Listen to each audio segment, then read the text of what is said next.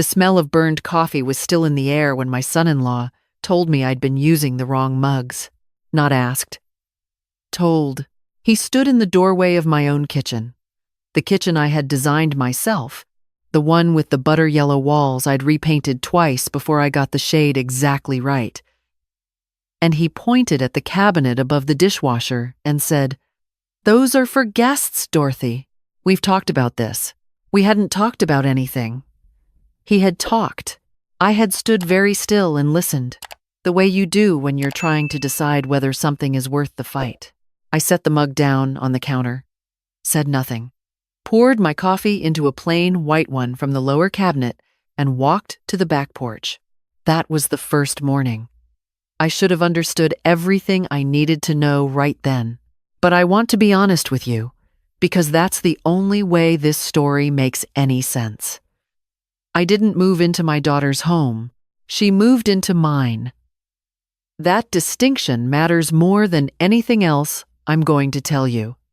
So I'll say it plainly now, at the start, so there's no confusion later. The house on Birchwood Lane, the 3-bedroom colonial with the wraparound porch and the hydrangeas along the fence, had been in my name alone since 1987. I bought it with money I earned. I paid it off. The deed has one name on it, and that name is mine. My daughter Claire and her husband Marcus moved in 11 years ago, when Claire was pregnant with their first child and they'd run into some financial trouble. I offered because I wanted to help, because she was my daughter and I loved her, and the house had more rooms than one person needed. I told them they could stay until they got back on their feet. 11 years is a long time to be getting back on your feet. I want to be fair to Claire. She was a good mother, a tired mother, the kind of woman who tried to hold too many things at once and dropped them all a little, rather than letting any one of them fall completely. She loved me, I believe that still. But love, I've learned, does not protect you from being slowly erased by the people who share your space. Marcus was different. Marcus had a specific quality that took me years to name correctly. He wasn't mean, exactly. He wasn't the kind of man who raised his voice or made threats. He was something quieter and harder to argue against. He was a man who rearranged the world around himself and then acted confused when anyone pointed it out. By the time I understood that, my name had been quietly moved to the back of everything. My bakery had been in that house too, in a way. 32 years of Sundays, I had baked for the church auxiliary, for neighbors, for anyone who needed a birthday cake or a retirement party sheet cake or just something sweet to bring to a potluck. When I retired from teaching in 2018, I turned that hobby into something real. I rented a small commercial kitchen on Tuesdays and Thursdays, started selling at the farmer's market, built a customer list of almost 200 people. I called it Dorothy's. Simple. Mine. Simple. Marcus started helping me run it the second summer I was operating. He offered. He was good with computers and I wasn't, and he set up my online orders and printed my labels and drove the van when my hip was bad. I was grateful. I told him so. Gratitude, I have since learned, can be a door you open without realizing what's standing on the other side. By the third year, Marcus was handling all of my online orders. He had the login for my shop page, the password to my email, access to the business checking account. I'd made the mistake of adding him too as a secondary signer. He knew my suppliers' names and my pricing structure and the names of every wholesale client I had. He had all of this because I had trusted him with it, piece by piece, in small enough increments that I never saw the full picture until I stepped back far enough to look. The morning with the mug was in March. The following month was when I started to see it clearly. It began with a phone call from one of my wholesale clients, a small cafe on the east side of town called The Perch. The owner, a young woman named Renata, called my cell to ask why her standing order had been changed to biweekly. I hadn't changed it. I told her that. There was a pause on her end, and she said, "Marcus called last week and said you were cutting back." I stood in the hallway outside the kitchen and kept my voice very level. I told Renata not to worry, that there had been a miscommunication, that her weekly order would continue as always. After I hung up, I stood there for a long moment, looking at the coat rack where my jackets hung beside Marcus's jackets and Claire's jackets and the children's backpacks, all of it mixed together, all of it blurred. I went upstairs. I sat on the edge of my bed. I did not cry. I thought. The bedroom I slept in was the second largest in the house. The master my room, the one I had shared with my husband Gerald for 24 years before he died, had been gently, incrementally become Claire and Marcus's room over the course of the first 2 years they lived there. No one had asked. It had simply happened, the way things happen in houses when one person takes up space and another person steps back to accommodate. I had stepped back so many times. I thought about all the stepping back. The coffee mugs. The way Marcus introduced himself to new neighbors as the man of the house.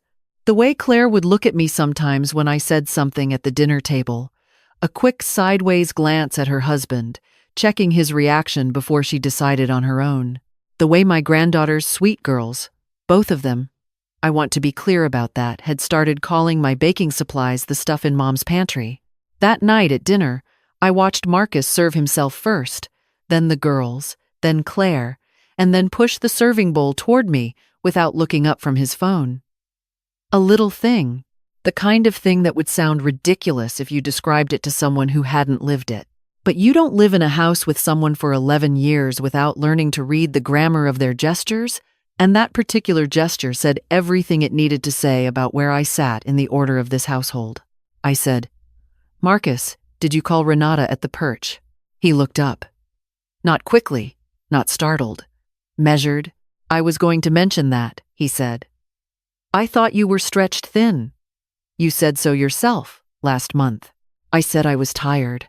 I said, "That's not the same thing." Claire looked at her plate. "It was just one client," he said. "And honestly, Dorothy, the business is getting a little hard to manage. I've been thinking we should talk about restructuring. That word, restructuring. Like my 32 years of Sunday baking was a corporate asset that needed reorganizing." "It's my business," I said. "Of course," he said, and went back to his phone. That night, I didn't sleep. I lay in my second-best bedroom in my own house and stared at the ceiling and thought about the word restructuring and what it meant in Marcus's vocabulary. I thought about the checking account. I thought about the online shop, which I hadn't personally logged into in 8 months because Marcus handled all that. I thought about the supplier contracts, which I hadn't seen the physical copies of in over a year. In the morning, I called my accountant. Her name was Barbara, and she had done my taxes for 15 years. She asked no leading questions. She simply pulled up my business records while I sat on hold. And when she came back on the line, she was quiet for a moment before she spoke. She told me that over the past 14 months, there had been a series of transfers out of the business checking account. Small ones, irregular, the kind that don't trigger alerts, totaling just under $9,000. I wrote down the number on a notepad, tore the page off, folded it, and put it in my cardigan pocket. I thanked Barbara and told her I'd be in touch. I want to tell you something about what I felt in that moment, because I think people expect anger, and anger is part of it, but it's not the whole of it.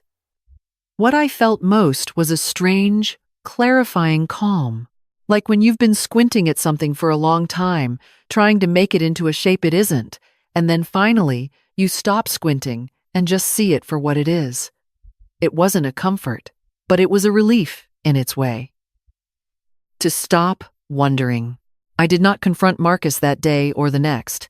I want you to understand why. When you are a woman in your late 60s, living in your own home, and you look around and realize that you have somehow become a guest in it, you have two choices. You can make noise immediately, which will produce denials and justifications and the particular kind of gaslighting that comes from people who genuinely believe their version of events. Or you can be very quiet and very careful and build something so solid that no amount of reframing can touch it. I had taught high school English for 31 years. I knew how to be patient. I knew how to wait for the right moment. I knew that the difference between a story that lands and one that doesn't is almost always the quality of the evidence. I called my attorney that same week. Her name was Pauline, and she was someone I had known through the church for years and had trusted with my estate planning after Gerald died. I told her everything, starting from the beginning. She listened without interrupting. When I finished, she said, "Dorothy, I want to see everything you have." And then she said, more quietly, "You should also know that you can file a formal notice to remove secondary access from your business accounts at any time." I hadn't known that. Over the next 6 weeks, I rebuilt. I recovered my own login credentials for the online shop. It took one customer service call and a form because the account was in my name and my email, and Marcus had simply been using access I'd handed him voluntarily. I opened a new business checking account at a different bank, just in my name, and began migrating my regular clients' payments into it. I called every wholesale client personally, on my own cell phone, and confirmed their orders myself. I told them there had been some confusion with my business management and that I was centralizing everything going forward. Renata at the Perch said, "Good. I like dealing with you directly anyway." I didn't change my behavior at home. I still made dinner twice a week, still helped with the girls' homework, still sat in the living room in the evenings and half watched whatever Marcus put on television. I gave nothing away. The only thing I did differently was this. I started keeping notes. A simple document on my laptop, time-stamped, factual. The date Marcus had called Renata, the dates and amounts of the transfers Barbara had identified, the date he had referred to Dorothy's as our business in front of a neighbor. Small entries, plain language, nothing dramatic, just the record of what was true. The month of June was when things shifted.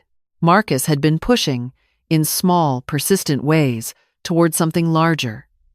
He had started talking about expanding Dorothy's, renting a proper retail space, hiring staff, scaling up. He used that language, scaling up. He presented it to me one evening at the kitchen table, across from Claire, who sat with her hands folded and her eyes slightly down, as a proposal. There were printed pages. He had made a presentation. "I've already talked to a commercial real estate agent," he said. "There's a space on Millbrook that would be perfect." "You talked to an agent," I said. "Just preliminary," he said. "To get a sense of what's out there. With whose authority?" He looked at me. That measured look. "I thought we were partners in this." "We're not," I said. "We have never been." Claire looked up.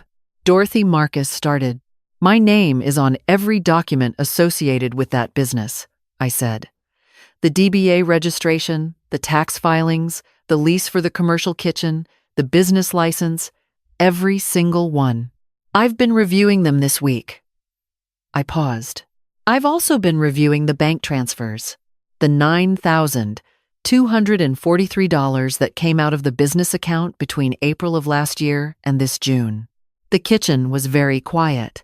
"That was operating expenses," Marcus said. His voice had not changed. That was the remarkable thing. He was very, very good at keeping his voice level. "I have the account records," I said. "Pauline does too." He knew who Pauline was. He had met her at a church picnic. Claire said, "Mom," and there it was in her voice. The thing I had been afraid of hearing and also, somehow, had been steeling myself against for months. Not anger on my behalf. Discomfort. The particular discomfort of someone who has known something was wrong and has spent a long time convincing themselves it wasn't. "I'm not doing this at the dinner table," I said. "I'm going to ask Pauline to reach out to Marcus directly. I think that's cleaner." I stood up.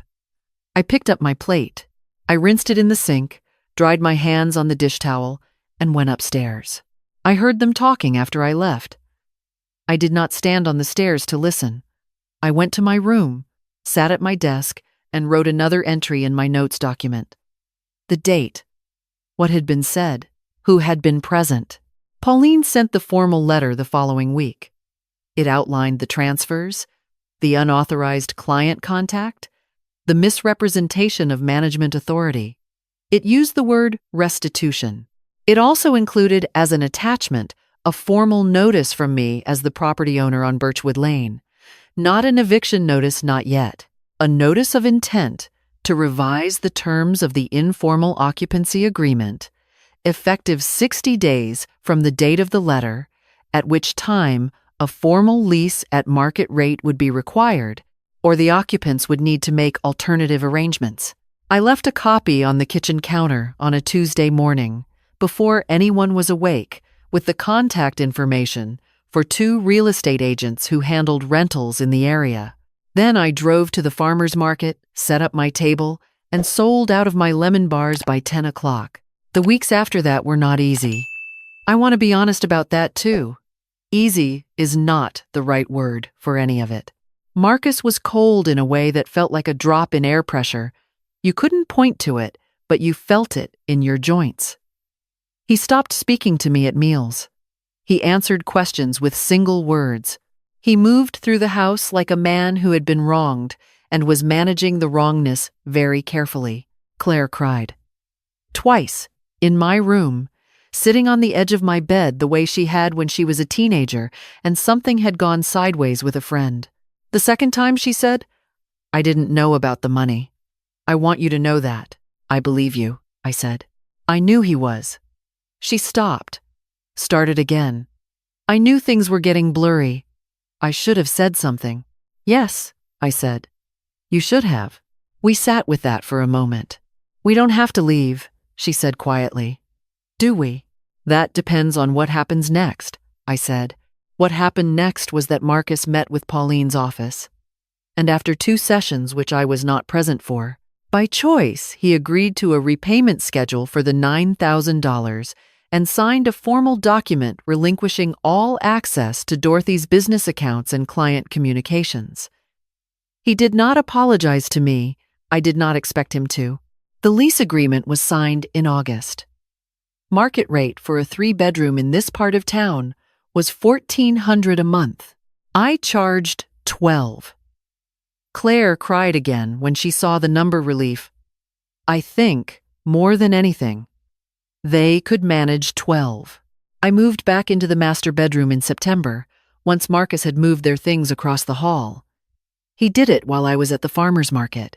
When I came home, the room was empty of everything except the furniture I'd had there since before Claire was born, and a vase of flowers on the windowsill that had clearly been put there by Claire. I stood in the doorway of my own room and looked at Gerald's old reading chair in the corner, the one I'd kept all these years, and I thought about how long it had been since I'd sat in it. I sat in it that evening. The light came through the window the way it always had. The yard was going gold with September. The hydrangeas heavy and a little past their peak, the way they get at the end of summer when they've given everything they have. I made myself a cup of coffee in any mug I wanted, and I sat by that window and I thought, this is mine. All of it. It was always mine. I just forgot to act like it. Dorothy's is still running. Better than before, in some ways, because I'm the one managing every piece of it again. I hired a part-time assistant, a young woman named Priya, who handles the online orders and is very good at it and has no access to my bank accounts. I have standing orders with 11 wholesale clients now. I went back to the Perch last spring, and Renata shook my hand and ordered 4 dozen scones for the week. Marcus and Claire are still in the house. We are not warm, Marcus and I don't expect we will be. But he pays the rent on the 1st of every month, and he keeps his eyes forward. And there are certain mornings when I pass him in the kitchen, and we manage something that looks, from a distance, like civility.